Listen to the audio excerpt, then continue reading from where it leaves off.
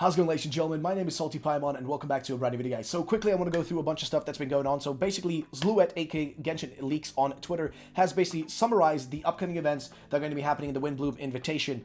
So yeah, let's just go through these really quickly. I'm not going to read all the statistics out, but let's get started. So Bullseye Balloons, Floral Freefall, Windstock, Peculiar Wonderland, Event Shop, and the Wish of Pure Water. These are the events that are going to be available right here. Now, the Festive Challenges are the first ones, which are the balloons and all that. So let's go through these really quickly. The first one, of course, is Bullseye Balloon. In this event, to put it in blunt terms, all you really have to do is shoot the balloons. You get rewarded for the amount of balloons you... basically, you got to get rid of all the balloons, by the way. But you get different amounts of, like, points based on which balloons you shoot and all that sort of stuff.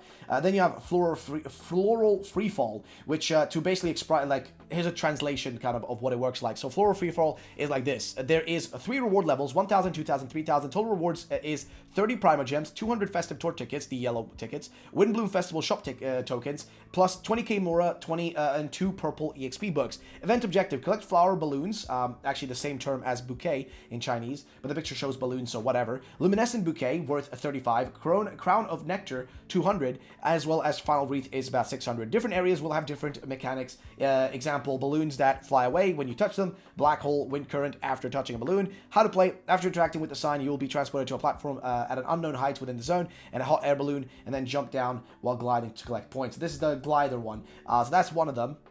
If you go further in here, we have also the Festive Challenge of Windstock, which is basically like a little music game.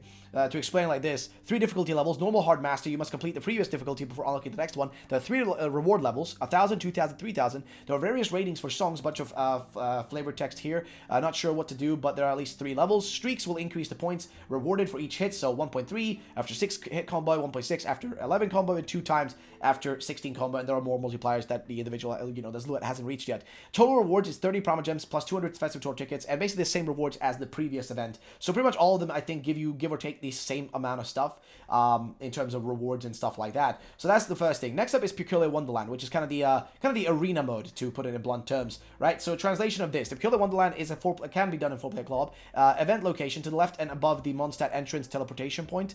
Event limited boss: Pyro, Red Swine, Geo Bishop, etc. Different phases have different final bosses. Event divided into full phases. Each phase can reward up to 1,000 blue tickets. Peculiar collab coupon each. Completing the challenge once rewards about 200 blue tickets, i.e. 5 completions per phase at least. No entry requirements. Each phase will have a different type of reward. 4 phases. Each phase gives about 50 Primo Gems, which is fucking amazing. Each phase has 5 subsections, and each of those gives 20k Mora, talent books, and Mondstadt or of Mondstadt or Liyue variety 2 times. When entering the Peculiar Wonderland, 3 random buffs will be granted. Required facility points: 50, 150, 200. Peculiar Wonderland has 4 challenges. First 3 challenges are random peculiar challenges that grant facility points, e.g. like stay airborne, dodge bullets, etc. No need for good gear. 4th challenge is a boss fight. The buffs mentioned in point number 4 come into effect around this point. So yeah, there you go. You go like, onto where the translation team on the Discord, they've kind of like gone further into that. Then we have the event shop. So the event shop kind of includes a 4-star bow, and you can buy all these items in here. If you guys want to pause the video and look at this, you can go do right now. And there you go. Just some of the items you can get from that. And then of course we have the final thing, which is the Wish of Pure Water. The Wish of Pure Water is a 1.4 event that includes Endora's Education and Oceanid's Rage. To kind of start it off, it's basically what you see right here. But yeah, so let's continue on. So Endora's Education, the event is separated into 2 parts: Area Exploration and Investigation Progress. Area Exploration has 5 stages. Each stage will give 60 Prima Gems plus 30k Mora plus Heart of the Spring. Area Exploration using Inquisitive Endora will equip the Endora temporarily. Elemental skill will be temporarily changed into Bubble Spit. So that's what you're seeing from the image up here. It will change to that specifically for while you're, I guess, controlling Endora for the moment there. So there you go. But which shoots further with charge attacks, requires you to use Endora to shoot items to collect pure Hydra monsters. 1 item collected equals about 6.7% completion, so you gotta do about 15 of those. Investigation Progress, last step of acquiring Endora rewards for this are 60 Prima Gems, 30k Mora, and Endora as well, as a pet. So there you go. Oceanid's Rage, though, can be done in co-op. Challenge interface can be similar, will be similar to the I'm not sure if the Cryo Swine event in 1.2, or Cryo, maybe. But yeah, so able to attack Oceanid itself, but unable to freeze it. Oceanid now has fully voice-acted lines, requires about 40 resin or Heart of the Spring, rewards 2 times more from the Leyline Outcrop, Blossom of Revelation. If you require EXP books farming, this is like the event that's going to reward you more than normal Leyline. So if you want to, like, farm, like, EXP, books, this is going to be a good way to do that. Some of the characters will get buffs during the event, water resistance, energy recharge, etc. And that's basically it for this event, this giant event that's going to be happening, this Windblume Festival. But that's basically all there is to say about that. Next up, though, I want to bring up something else, which is that the May Fortune Find You event is leaving tonight and will be replaced with the Night Sky's Grace. So make sure to collect your stuff if you haven't collected it just yet for your daily login. Go do that right away. If you haven't, again, just please do. It's just free intertwined fates and all that, so go do that. And then the next one starts literally at midnight, I think, at this point. So basically, like the 26th.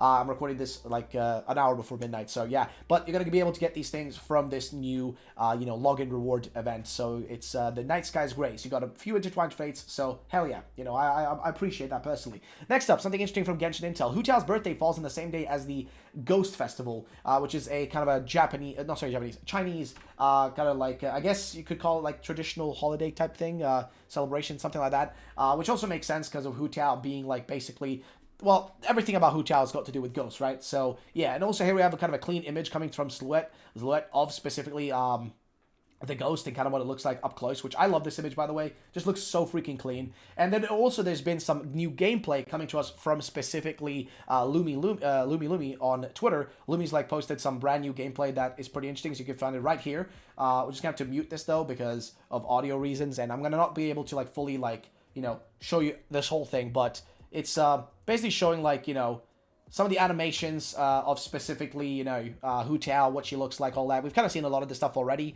but it's just more of it, basically. Like, just more of the stuff, more of her animations.